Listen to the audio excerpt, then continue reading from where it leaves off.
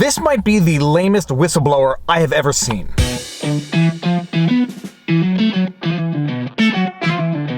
Viva Frei, Montreal litigator turned YouTuber, and this is a freshly washed Winnie the Westie, and today I'm going to go over the 3+ hours of congressional hearing with the whistleblower Frances Haugen, because I'll tell you something, after 3.5 hours, I left saying this is the lamest whistleblowing congressional hearing I have ever seen. Now, call me old-fashioned, but when I hear about a whistleblower, I am expecting earth-shattering news that we were not aware of. I am expecting extremely damning documentation showing criminal wrongdoing, not someone basically telling the world what we have already known for 10 years. But that is the impression I am left with after having watched 3 hours and 21 minutes of Frances Haugen whistleblowing on the evil corporation of Facebook. Before we get into it, we should probably start from the beginning, and last Sunday, I believe it was 60 Minutes who aired an exclusive interview with the Facebook whistleblower who is finally revealing her identity. Her identity is one Frances Haugen, and she was in charge of, I forget exactly what at Facebook, but we'll get into it right now. From the New York Times, who is Frances Haugen, the Facebook whistleblower? You are a 21st century American hero, warning our country of the danger for young people, for our democracy, and our nation owes you just a huge debt of gratitude for the courage you're showing here today, so thank you.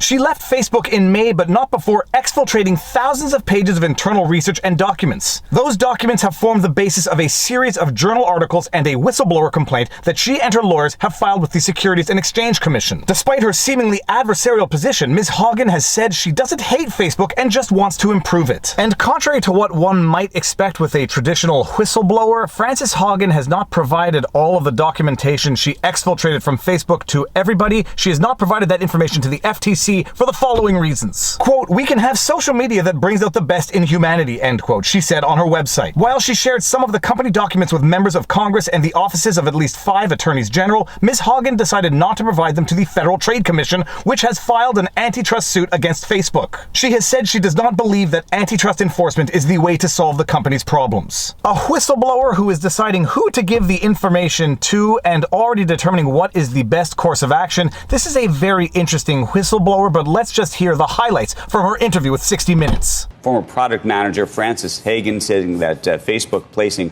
profit over safety when it comes to its products, and she spoke out on 60 Minutes in what was, I thought, a pretty riveting interview. And one of the consequences of how Facebook is picking out that content today is it is optimizing for content that gets engagement, a reaction. But its own research is showing that content that is hateful, that is divisive, that is polarizing, it's easier to inspire people to anger than it is to other emotions. It's easier to inspire people to anger on social media. Ms. Frances Haugen, I would like to introduce you to Twitter. Now, I did not watch the 60 Minutes interview, only some highlights, and I was left thinking, my goodness, all that she's telling us is everything that we already knew. The fact that Facebook has internal research that proves that which makes their platform what it is should come as no surprise to anybody. And after listening to nearly 3.5 hours of whistleblower testimony before Congress, I feel that my initial sentiment has been thoroughly confirmed. You're saying it weird. Why are you putting so much emphasis on the H? I am obviously not going to go over all 3 hours and 20 minutes of Haugen's testimony before Congress, just certain highlights to illustrate my point, starting with the first highlight and the first point I derive from this highlight. My name is Frances Haugen.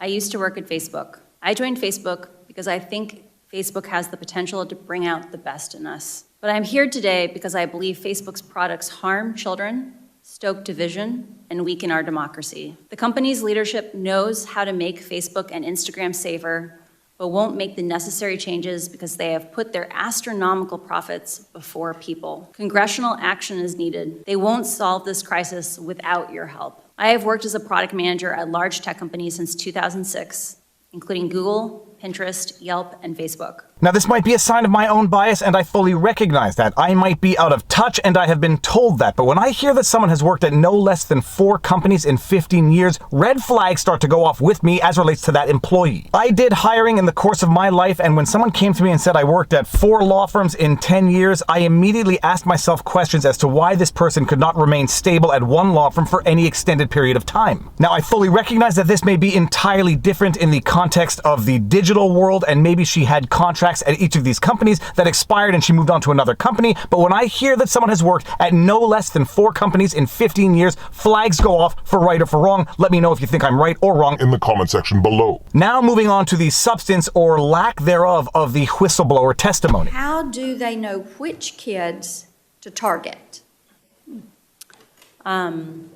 There's a bunch to unpack there. We'll start with maybe how did they recruit children for focus groups or recruit teenagers. Most tech companies have systems where they can analyze the data that is on their servers. So most of the focus groups I read or that I saw analysis of were around Messenger Kids, which has children on it. And those focus groups appear to be children interacting in person. Often, large tech companies use either sourcing agencies that will go and identify people who meet certain demographic criteria, or they will reach out directly based on data on the platform. So for example, in the case of Messenger Kids, maybe you would want to study a child that was an active user and one that was a less active user. You might reach out to some that came from each population. And so these are children that are under age 13, Yeah. and they know it. For some of these studies. And I assume they get permission, but I don't work on that. My understanding of Facebook's data retention policies, and I want to be really clear, I didn't work directly on that, is that when they delete an account, they delete all the data within, I believe, 90 days in compliance with GDPR. With regard to children underage on the platform, Facebook could do substantially more to detect more of those children, and they should have to publish for Congress those processes because there are lots of subtleties in those things, and they could be much more effective than probably what they're doing today.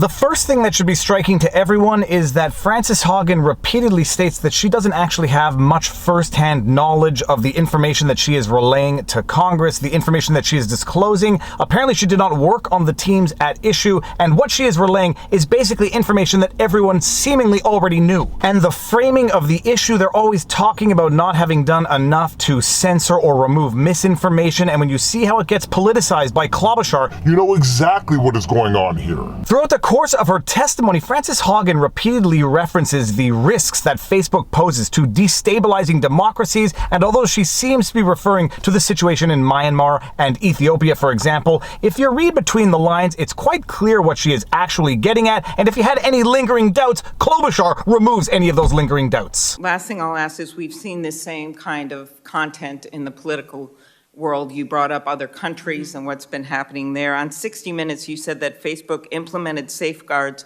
to reduce misinformation ahead of the 2020 election, but turned off those safeguards right after the election. And you know that the insurrection occurred January 6th. Do you think that Facebook turned off the safeguards because they were costing the company money, because it was reducing profits? Facebook has been emphasizing a false choice. They've said the safeguards that were in place before the election implicated free speech. The choices that were happening on the platform were really about how reactive and twitchy was the platform, right? Like how viral was the platform. And Facebook changed those safety defaults in the run-up to the election because they knew they were dangerous. And because they wanted that growth back, they wanted the acceleration of the platform back after the election, they returned to their original defaults. And the fact that they had to break the glass on January 6th and turn them back on, I think that's deeply problematic. Agree. Thank you very much for your bravery in coming forward. Klobuchar's problem is not that Facebook was involved in election interference or censorship, political censorship during an election. Her problem was that Facebook removed whatever limitations or restrictions they had on communicating certain information after the election, and then she implies, in fact, overtly suggests that Facebook may have led to the January 6th insurrection by removing those limitations, an insurrection which even the FBI at this point in time has denied existed. And you know that the insurrection occurred January 6th. So it seems patently obvious what might be going on here, setting aside the fact that Frances Haugen as a whistleblower really isn't revealing all that much information that the world did not already know. This opportunity is being co-opted by Congress not to eliminate political interference by tech giants, but to ensure that it happens more so on a going forward basis. They want to not only fortify the elections as was detailed in that Time article magazine, they want to fortify all elections going forward. They want to fortify democracy on a going forward basis by ensuring that these big tech giants don't stop political censorship, censorship, but put more of it in place. To protect democracy, of course, because tyranny always cloaks itself in benevolence. And then towards the end of the congressional hearing, you really understood what was going on here, and this was not a bona fide whistleblowing session. This was really more of a powwow between an insider and Congress as to how to regulate these big tech giants, perhaps for legitimate reasons, but this was not a whistleblowing session. I just received by text, literally about 15 minutes ago, a message from someone in Connecticut, and I'm going to read it to you. It's from a dad. I'm in tears right now watching your interaction with Frances Haugen. My 15-year-old daughter loved her body at 14, was on Instagram constantly, and maybe posting too much. Suddenly she started hating her body dysmorphia, now anorexia, and was in deep, deep trouble before we found treatment. I fear she'll never be the same. I'm brokenhearted. I think people tend to lose sight of the real-world impact here.